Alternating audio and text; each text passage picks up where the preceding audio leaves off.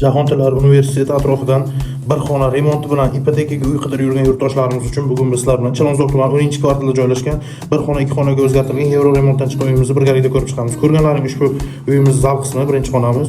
Bu yerda esa oshxonamiz o'rnini yotoqxonaga o'zgartirib, oshxonamizni balkon qismiga ko'chirgan. Uy egalari ko'rib turganlaringdek. Balkonimiz 1,5 ga 3 bo'lgan balkonimizni oshxonaga o'zgartirgan. Ko'rganlaringdek.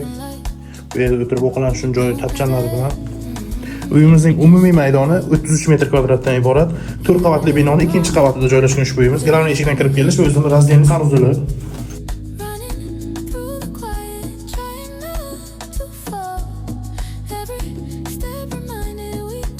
Ushbu uyimizda orientirga keladigan bo'lsak, Chilonzor tumani 10-kvartal Dubai avtotuningning orqasida Jahon Tillari universitetigacha 200 metr masofada joylashgan yangi remontdan chiqqan ushbu uyimizni uy egalari 56.500 AQSh dollar baholashmoqda. Uyimizni naqd ipoteka orqali xarid qilishingiz mumkin.